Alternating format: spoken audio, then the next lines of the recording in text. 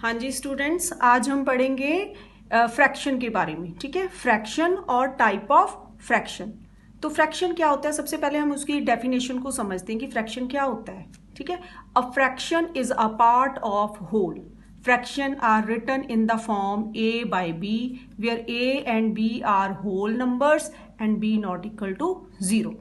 ठीक है, तो इसका मतलब क्या है कि फ्रैक्शन क्या होता है, होल का पार्ट होता है और फ्रैक्शन को हम a बाय b फॉर्म में लिखते हैं।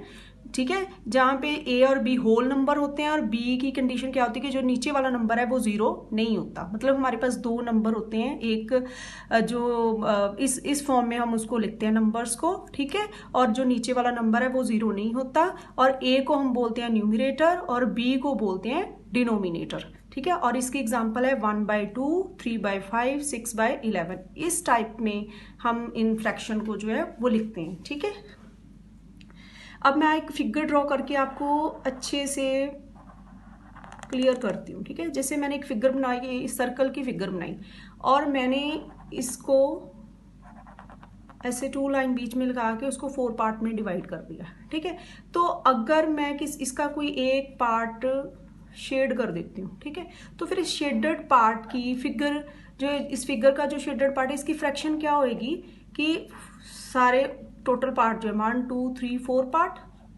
और नीचे आ जाएगा 4। ठीक है, 4 पार्ट है ना, 1 2 3 4, तो 4 नीचे आ जाएगा और शेडेड पार्ट कितने 1, तो 1 ऊपर आ जाएगा।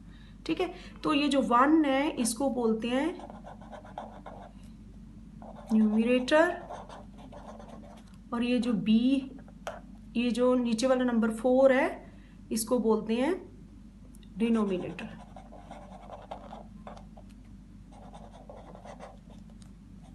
यहाँ पे जो b है, यहाँ पे 4 है। ठीक है, तो क्या होता है कि इस फॉर्म में ये फ्रैक्शन होती है 1/4। ठीक है, ऊपर वाला नंबर जो न्यूमिनेटर होता है और नीचे वाले नंबर को डिनोमिनेटर कहते हैं। एक और एग्जांपल मैं लेती हूँ, मैं एक रेक्टेंगल ड्रॉ करती हूँ। ठीक है, इसके मैंने 3 पार्ट कर दिए। ठीक है, और किसी दो को मैं शेड कर देती हूँ।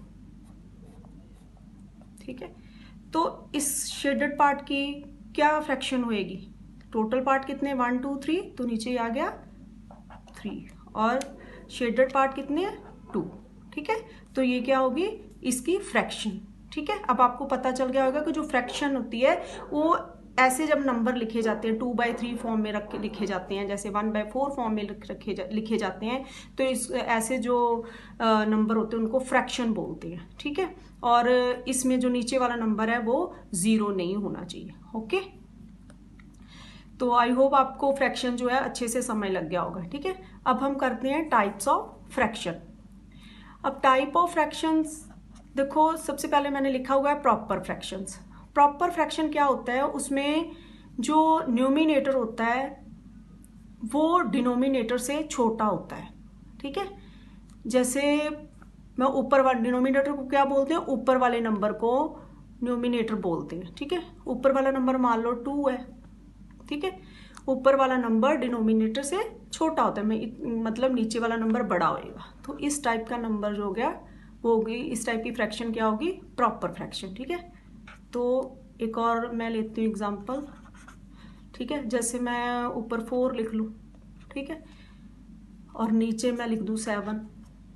ठीक है, तो ये क्या हो गया, हमारी ऊपर वाला नंबर छोटा है और नीचे वाला बड़ा है। ठीक है, तो ये क्या होगी हमारी प्रॉपर फ्रैक्शन। एक और एग्जांपल लेती हूँ, जैसे मैं ले लूँ 3। ठीक है, ऊपर वाला नंबर छोटा लेना है, नीचे वाला मैंने बड़ा ले, मान लो मैं 5 लेती हूँ। तो इस टाइप की जो फ्रैक्शन होती है उसको क्या बोलते हैं, प्रॉपर फ्रैक्शंस। अब उसके बाद आता है इम्प्रॉपर फ्रैक्शन। इम्प्रॉपर फ्रैक्शन में क्या होता है कि जो न्यूमिनेटर होता है ना वो डिनोमिनेटर से या तो बड़ा होता है या फिर उसके इक्वल होता है। ठीक है, जैसे मैं एक एग्जांपल लेती हूँ, न्यूमिनेटर मैं लूंगी वो डिनोमिनेटर से बड़ा होएगा। जैसे मैं न्यूमिनेटर 5 लूंगी, इसका मतलब डिनोमिनेटर छोटा। ठीक है, फिर एक और लेती हूँ, जैसे मैं 4 लेती हूँ, न्यूमिनेटर बड़ा लेना है, डिनोमिनेटर को छोटा लेना है। ठीक है, या फिर दूसरा क्या है कि दोनों इक्वल होने चाहिए, ऊपर वाला नंबर भी और नीचे वाला नंबर भी। सपोज करो मैंने 6 और 6 ले लिया। ठीक है, एक और ले लेती हूँ 9/9 ले लेती हूँ। तो इस टाइप के जो फ्रैक्शन होते हैं उसको हम क्या बोलते हैं, इम्प्रॉपर फ्रैक्शन। उसके बाद आता है मिक्स्ड फ्रैक्शन। मिक्स्ड फ्रैक्शन क्या होता है, इसमें इस टाइप के फ्रैक्शन होते हैं जिसमें एक होल नंबर होता है, जैसे फॉर एग्जांपल मैंने 4 ले लूँ होल नंबर और साथ में एक फ्रैक्शनल पार्ट लगा दूँ। तो इस टाइप के जो फ्रैक्शन होते हैं उसको बोलते हैं मिक्स्ड फ्रैक्शन या मिक्स्ड नंबर, ठीक है। जैसे और मैं ले लूँ, जैसे मैं 2 ले लूँ, साथ में लिख दूँ 3/5 इस टाइप के, या मैं ले लूँ 11, ठीक है, 9/7। तो इस टाइप के जो ऐसे एक होल नंबर और एक फ्रैक्शनल पार्ट, तो ऐसे जो मिक्स करके होल नंबर और फ्रैक्शनल पार्ट को मिक्स करके रखा जाता है उसको क्या बोलते हैं, मिक्स्ड फ्रैक्शन। उसके बाद आते हैं डेसिमल फ्रैक्शंस। डेसिमल फ्रैक्शन में क्या होता है, जो न्यूमिनेटर होता है ना वो ऐसे का होता है, जैसे 10, 100, 1000, 10,000, लाख ऐसे, ठीक है। 1 के साथ 0, 2, 0, 3, 0 ऐसे लिखा होता है। तो जैसे मैं आपको एग्जांपल बताती हूँ, जैसे वो हो गया 4/10, या मैं बोल दूँ 7/100, ठीक है, या बोल दूँ 2/1000। इस टाइप का जो फ्रैक्शन होते हैं उसको बोलते हैं डेसिमल फ्रैक्शंस। नेक्स्ट है हमारे पास यूनिट फ्रैक्शंस। यूनिट फ्रैक्शन में क्या होता है, जो न्यूमिनेटर होता है ऊपर वाला नंबर है वो हमेशा 1 होता है। तो ये कैसे देंगे, ऊपर 1 होएगा, नीचे हम कुछ भी लिख देंगे 1/5, या लिख दे 1/7, या लिख दो 1/3। तो इस टाइप के जो फ्रैक्शन होते हैं वो होते हैं यूनिट फ्रैक्शन। उसके बाद आता है कॉम्प्लेक्स फ्रैक्शन। कॉम्प्लेक्स फ्रैक्शन जो होते हैं इसकी वो इस टाइप के होते हैं, जैसे मान लो ऊपर होल नंबर है, नीचे फ्रैक्शन होगी ऐसे 1/2, या फिर ऐसे होंगे कि ऊपर बी फ्रैक्शन और नीचे बी फ्रैक्शन, इस टाइप के, ठीक है। न्यूमिनेटर और डिनोमिनेटर दोनों फ्रैक्शन नंबर है। उसके बाद या फिर ऐसे हो सकता है ये मिक्स्ड फ्रैक्शन और यहाँ पे भी मिक्स्ड फ्रैक्शन, ठीक है। या फिर और बता से हो सकता है जैसे यहाँ पे होल नंबर, यहाँ पे मिक्स्ड फ्रैक्शन। तो इस टाइप के जो फ्रैक्शन होते हैं उसको बोलते हैं कॉम्प्लेक्स फ्रैक्शन। जी नेक्स्ट है लाइक फ्रैक्शंस।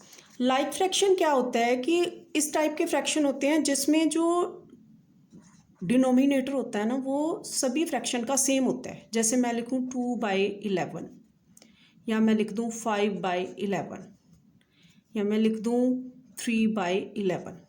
इसमें सभी का जो डिनोमिनेटर है, सभी फ्रैक्शन का जो डिनोमिनेटर है वो सेम है, नीचे वाला नंबर जो है वो सेम है, ठीक है। लाइक फ्रैक्शन में जो डिनोमिनेटर होता है सभी फ्रैक्शन का सेम होता है। अनलाइक फ्रैक्शन क्या होते हैं, जिसमें जो डिनोमिनेटर होता है ना फ्रैक्शन का वो सेम नहीं होता, वो डिफरेंट होता है। जैसे 2/3, ठीक है, डिफरेंट हो गया। 5/7, नीचे वाला दोनों का डिफरेंट है, ठीक है। इसमें लाइक में सेम आ रहा है, यहाँ पे डिफरेंट है। जैसे कि एक और ले लेती हूँ मैं 7/9, ठीक है। तो इस टाइप के जो फ्रैक्शन होते हैं उसको अनलाइक फ्रैक्शंस बोलते हैं, ठीक है। उसके बाद आता है इक्वलेंट फ्रैक्शन। इक्वलेंट फ्रैक्शन क्या होता है कि अगर हम कोई फ्रैक्शन लेते हैं और उसके न्यूमिनेटर और डिनोमिनेटर को सेम नंबर से मल्टीप्लाई करें या फिर डिवाइड करें, तो उसके बाद जो फ्रैक्शन आता है मल्टीप्लाई करने के बाद और डिवाइड करने के बाद, ठीक है, तो वो गिवन फ्रैक्शन का इक्वलेंट फ्रैक्शन होता है, ठीक है। जैसे फॉर एग्जांपल मैं आपको समझाती हूँ, ये करके बताती हूँ। जैसे मैंने नंबर ले लिया 1, मैंने एक फ्रैक्शन लिया 1/4, ठीक है। तो मैं 1/4 को उसके न्यूमिनेटर को और उसके डिनोमिनेटर दोनों को सेम नंबर 2 से मल्टीप्लाई करती हूँ, ठीक है। ऊपर भी सेम नंबर से और नीचे भी सेम नंबर से मल्टीप्लाई कर दिया, ऊपर नीचे सेम से। तो ये 2 1 का 2 और 4 2 का 8। तो ये जो 2/8 आया, ठीक है, ये 1/4 का इक्वलेंट फ्रैक्शन है, ठीक है। जैसे एक और बताती हूँ मैं, 1/4 को अगर यहाँ पे मैंने 2 से मल्टीप्लाई अगर मैं 3 से करूँ तो ये 3 1 का 3, 3 4 का 12, ये 3/12 जो है ये 1/4 का इक्वलेंट फ्रैक्शन है, ठीक है। ऐसे ही आप 4 से 5 से 6 से 7 किसी भी नंबर से सेम नंबर से ऊपर नीचे मल्टीप्लाई करते जाइए, जो आएगा वो इक्वलेंट फ्रैक्शन होएगा, ठीक है। अब मैं सेम चीज़ मैंने डिवाइड में भी बताई थी कि मैं सपोज करो 20/30 एक फ्रैक्शन लेती हूँ, ठीक है। अगर मैं 20 को ऊपर भी 10 से डिवाइड कर दूँ और नीचे भी 10 से डिवाइड कर दूँ, ठीक है, तो ये आ गया 10 2 का 20 और 10 3 का 30। तो 2/3 जो फ्रैक्शन आई है ये इस फ्रैक्शन का इक्वलेंट है। ठीक है, एक और जैसे मैं लेती हूँ, मैं 2 से करती हूँ। ठीक है, 2 से करूँगी तो क्या आ गया, 20 को 2 से किया तो 10, तो 30 को 2 से किया तो 15, तो 10/15 आया, वो 20/30 का इक्वलेंट फ्रैक्शन है। ठीक है, तो आज मैंने आपको फ्रैक्शंस और उसके टाइप ऑफ फ्रैक्शन के बारे में अच्छे से समझाया है। आई होप आपको अच्छे से ये समझ लग गया होगा। तो थैंक यू।